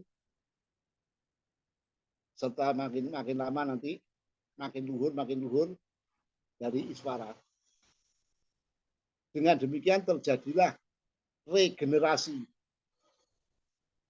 di dalam jiwa kita. Karena memang benar, meditasi kalau benar itu bisa membuat kita, bukan hanya jiwa kita yang diregenerasi, tapi badan fisik pun bisa. Jadi orang yang meditasi dengan serius, dengan sungguh-sungguh, dan dengan benar, itu bisa kelihatan lebih muda, 10-20 tahun. Kadang-kadang sampai 30 tahun. Makanya para master itu kan meskipun umurnya seperti Master Mulia itu umurnya masih 600 tahun, ada yang 1000 tahun, kelihatannya masih tetap sama seperti dulu. Nyonya Blavatsky kan pernah ketemu Master M waktu Master M naik kuda waktu dia masih anak-anak. Nah, ketemu lagi sudah tua dia, Master tetap bentuknya, rupanya masih tidak ada perubahan, tetap awet muda. Itu betul sekali itu. Karena meditasi yang serius bisa regenerasi sel-sel dalam tubuh kita. Apalagi ini nanti tujuannya adalah meregenerasi individualitas kita.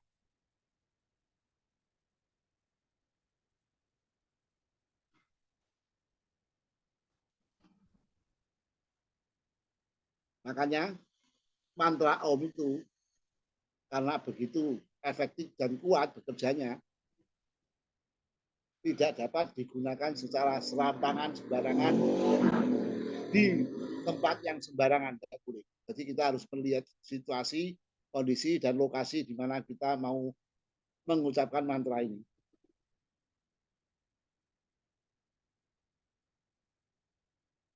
Jadi perlu sekali, nanti kalau sudah ada yang mengajar, kan setiap padepokan, setiap aliran kan mempunyai petunjuk masing-masing untuk mengucapkan A-nya berapa detik, U-nya berapa, M-nya, intonasinya. Itu kita harus melatih. Nanti kalau betul sesuai dengan yang diberi sama pembimbing kita, ya kita akan terjadi itu.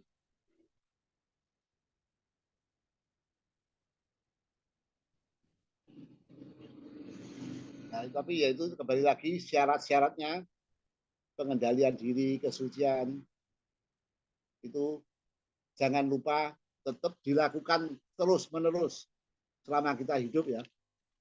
Jangan sampai kita terlena nanti kejerumus lagi ke dalam ketidakmurnian, ke dalam sifat yang bersifat destruktif. Jangan sekali-kali. Jadi kita harus eling lan waspada, kata Pak Joko. Jadi kita harus sering introspeksi, mawas diri terus-menerus. Itu nanti kita akan sukses melakukan meditasi yang dikehendaki.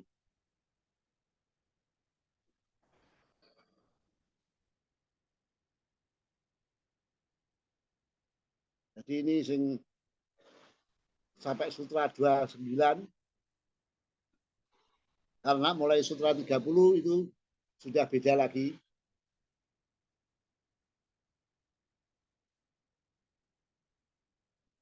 Tapi bagi manusia jangan khawatir, bagi mereka yang nggak senang Raja Yoga bisa melalui penyerahan diri kepada Tuhan, melalui Bhakti Yoga, melalui mantra yoga juga bisa, karma yoga, berbuat tanpa pamrih, semua hanya untuknya saja.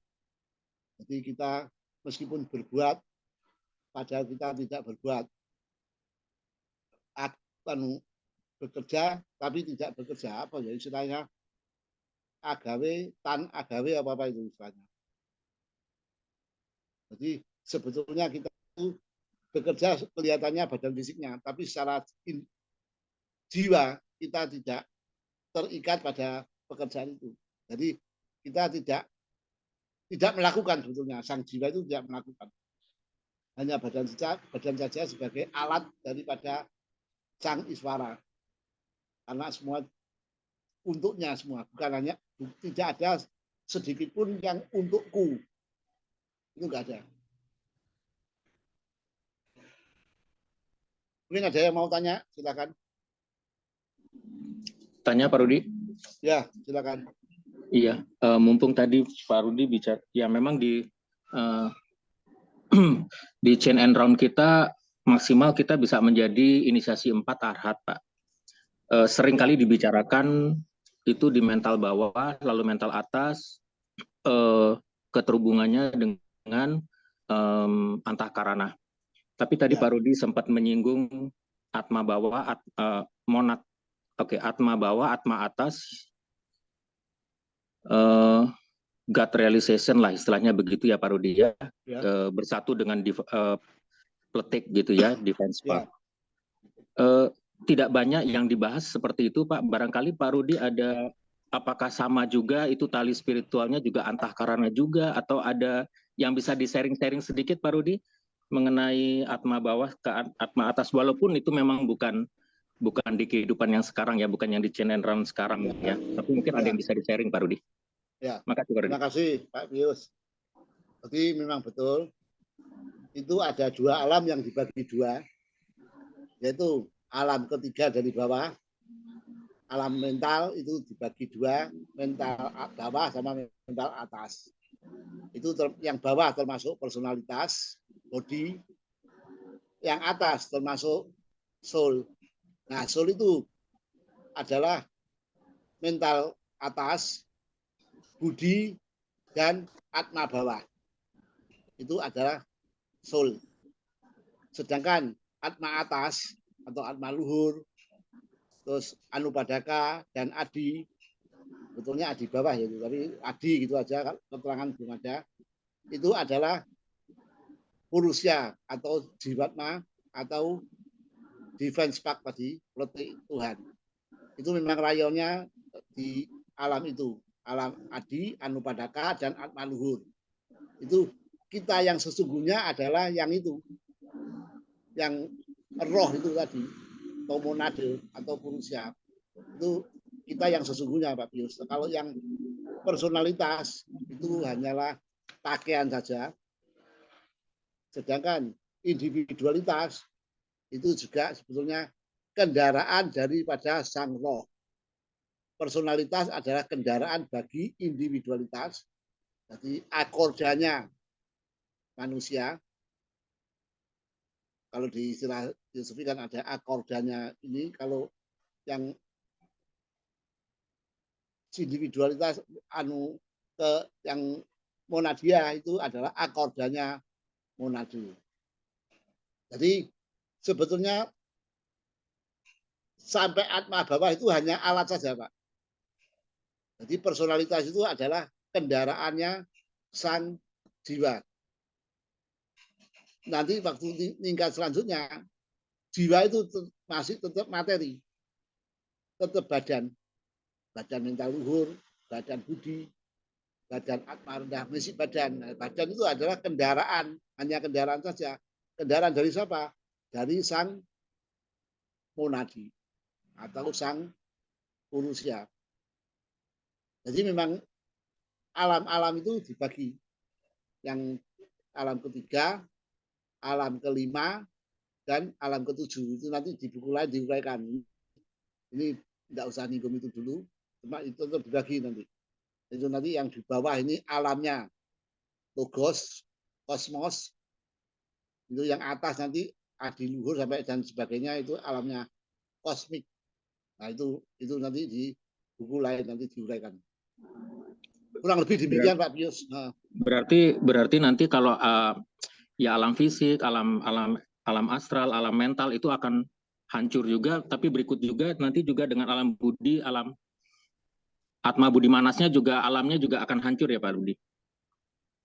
Ini untuk saat ini yang alam fisik, astral, mental rendah itu bisa mati, Pak. Untuk kita saat ini loh. Itu adalah alam yang permanen, bisa mati, tangannya hidup lagi nanti inkarnasi ganti badan, tapi soulnya tetap itu juga, mulai individualisasi sampai itu. Nah, nanti pada satu kita sudah mencapai superhuman, kita kasih 7 pilihan dharma kaya, sabda kaya, nirmana kaya dan sebagainya itu. Nah, itu kita nanti mulai meninggalkan planet bumi. Jadi kita bisa hancur. Bisa, kalau yang dharma kaya itu sudah permanen atom semua dilenyapkan. Kalau yang samboga kaya misi mempertahankan permanen atomnya atma budi manas. Kalau yang nirmana kaya misi mempertahankan sampai permanen atom fisik.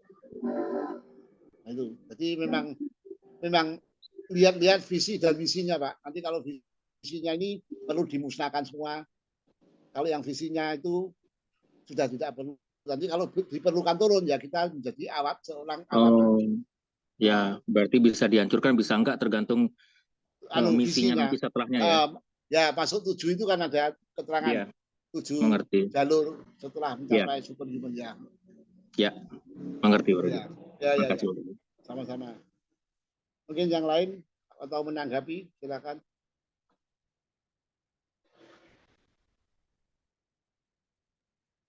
Kalau belum jelas bisa ditanyakan loh. Yang mana tadi, yang sutra 27 atau 28 atau 29? Kalau membuka pertanyaan lagi Pak Rudi apa nggak kemalaman? Oh, sekarang jam berapa? 10 kurang 10. Oh ya. Ya. Betul. Diingatkan, terima kasih, Mbak. Lanjut ke gambar berikutnya atau gambar berikutnya itu boleh. Nah, ini terakhir gambar berikutnya. Nah ini. Jadi as above so below, seperti di atas demikian juga di bawah. Di atas sang logos tata surya, sang iswara, sang Tuhan itu membabarkan diri melalui Tritunggal, Brahma, Wisnu, Siwa, Bapa, Putra, Roh Kudus, logos 1, logos 2. Begitu juga manusia ini juga mempunyai sifat Tritunggal, yaitu yang gambar bawah itu adalah body atau personalitas, yang tengah itu adalah soul, self, terus yang atas itu yaitu yang kita sebut monad atau manusia. Nah, kita ini sekarang hidup bergerak selama beberapa inkarnasi, selama jutaan tahun, kita hanya hidup di personalitas gambar paling bawah kuning itu. Yaitu ada badan fisik, badan asal yang bentuknya bulat telur, dan badan mental rendah yang juga bulat telur itu. Kesadaran kita untuk meningkat ke kesadaran yang biru itu, yang self, budi manas, kita itu hampir manusia di dunia itu belum pernah merasakan atau mengalami mencapai kesadaran self itu. Sebetulnya kasihan juga ya. Padahal yang kuning ini, yang personalitas itu bukan aku itu semua itu. Badan fisik itu bukan aku, badan perasaan bukan aku, ini bukan aku. Aku ini yang mencapai taraf sekarang ini, aku adalah self itu. Yang selalu inkarnasi mulai menjadi manusia pertama sampai nanti menjadi manusia sempurna, soulnya tetap itu juga. Nanti setelah mencapai manusia sempurna, nah itu menjadi badan itu nanti, menjadi badannya sang monad. Jadi susunan manusia sebetulnya adalah Tritunggal juga. Body, soul, and spirit masing-masing terdiri dari 3 juga. Tritunggal. Makanya Tritunggal. Inilah susunan, inilah kita yang sesungguhnya. Kita itu adalah yang monad ya, yang misi yang paling atas itu sebenarnya. Tapi kita agak sadar dia yang di atas itu tidak sadar sama sekali.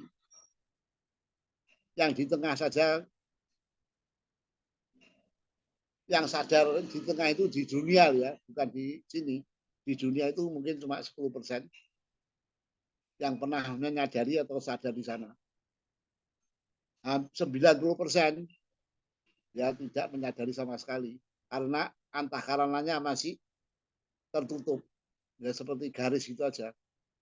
Nanti kita sering meditasi, diharapkan antahkarana itu makin mekar gitu, makin lebar, karena itu adalah penghubung antara body and soul. Jadi seperti badan etherisable itu penghubung antara fisik dengan astral. Kalau ethernya rusak, ya penghubungnya terganggu. Rusaknya apa? Salah satu itu adalah merokok. Nanti akan diuraikan di dalam bukunya Cakra, Kundalini dan sebagainya itu oleh Sweden Peter. Dengan merokok, badan ether itu bisa ada dua kemungkinan. Pertama, bisa lubang. Kedua, bisa mengeras, mengkristal.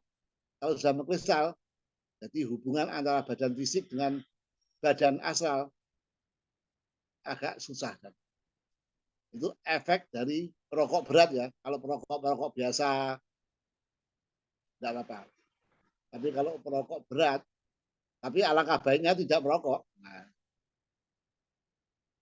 karena itu untuk termasuk salah satu pengendalian diri.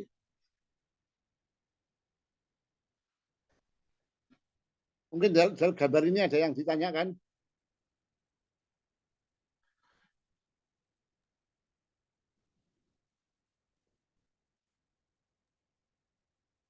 Itu kalau masuk ke moksa itu udah masuk ke monad ya kali ya, Om? Oh, belum. Masuk ke moksa itu adalah masuk ke nibbana, masuk alam nirvana. Jadi seperti superhuman itu sudah masuk moksa, nirvana. Jadi sudah tidak perlu lagi berreinkarnasi ke bumi lagi. Karena pelajaran yang ada di bumi itu sudah dikuasai semua. Tapi kalau mau ada visi misi dilahirkan ya misi boleh-boleh saja. Tapi sebetulnya sudah tidak suatu tidak keharusan lagi. Dia sudah mencapai moksa, mencapai alam nirvana. Alam kelima itu adalah alam nirvana. Kalau alam yang ke-6 itu adalah alam para nirvana atau Upadaka. Kalau yang paling luhur itu adalah maha para nirvana. Itu meningkat juga dimensinya juga beda. Nirvana itu dimensi ke-7, para nirvana dimensi 8, maha para nirvana dimensi 9. Kalau fisik dimensi 4. Astral dimensi fisik dimensi 3, astral dimensi 4, mental dimensi 5, budi 6, atma 7, anupadaka 8, adi 9.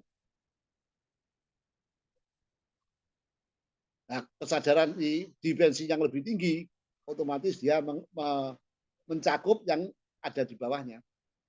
Jadi orang yang berdimensi 5, otomatis dimensi 3, 4 tahu dia. Tapi yang kita dimensi 3, dimensi 4 pasti nggak tahu apa-apa. Bingung, di dimensi 4 bingung.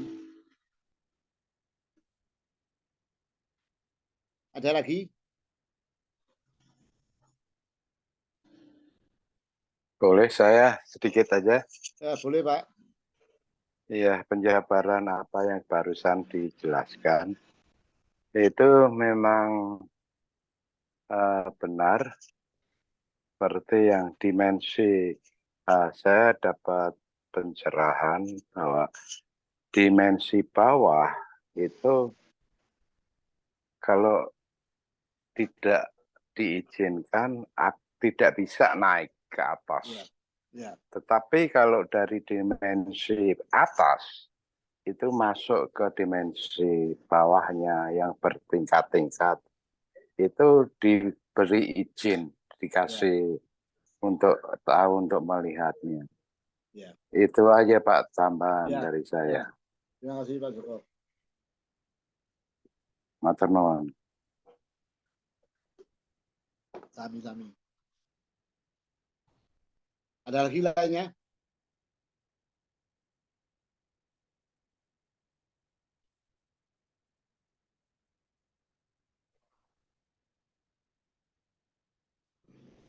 Sudah habis mungkin ya pertanyaannya Pak David, Bumi ya. Kalau Om, saya terakhir deh. Ya, silakan. Kalau meditasi Om itu sebenarnya bisa melatih gamma juga kali ya? Oh, tentang getaran ya? Iya. Kan ada alfa, beta, gamma, Iya. lambda dan sebagainya. Iya, yang paling tinggi kan gamma. Ya, itu tergantung frekuensinya, kehalusan getarannya sampai berapa. Kalau getaran sampai sekian hertz, ada namanya alfa, ini beta sekian sampai sekian, gamma, lambda dan sebagainya. Itu memang ada nanti meningkat kita meditasi ke getaran sekian sudah mencapai tingkat alfa misalnya, atau tingkat omega atau lambda atau delta, itu memang prosesnya demikian Pak Jeffrey. Iya. Iya, itu saja. Ya. Baik, karena Pak Rudi ada tugas lain ya, yang segera harus berangkat. Selamat ya. libur, Pak. Kita akhiri acara hari ini dengan memberi invokasi dulu, Pak Rudi. Ya, terima kasih Pak David. Selamat malam Bapak-Bapak, terima kasih atas Selamat malam, terima kasih juga. Ya. Mari kita akhiri tutup dengan invokasi daya kasih sayang. Mulai. Oh daya kasih sayang, kami berjanji setia padamu, karena tahu hanya kasih sayang dapat menolong dunia. Kami menyeru berkah-Mu kepada semua yang berusaha mengabdi kepadamu. Kami menyeru berkah-Mu kepada semua yang tahan menderita, sehingga mereka dapat bersuka cita mengalami pelukan kasih sayang-Mu, meskipun di tengah-tengah penderitaan atau kesusahan. Kami menyeru berkah-Mu kepada semua yang dengan sengaja menimbulkan derita, sehingga mereka dapat berpaling kembali dan mengabdi kepadamu. Aum.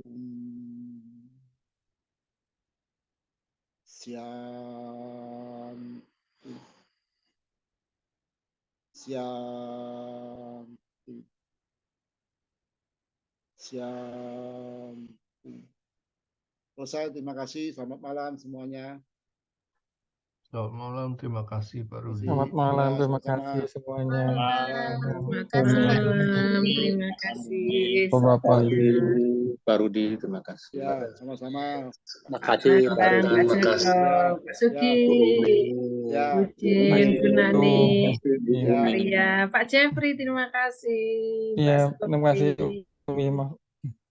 Pak Toga, Pak Dedi, Pak King, Bu Leli, Pak Aan, Bu Javita, terima kasih atas partisipasinya pada malam hari ini. Selamat malam. Selamat malam semuanya. Selamat beristirahat. Terima kasih. Mohon izin NL ya.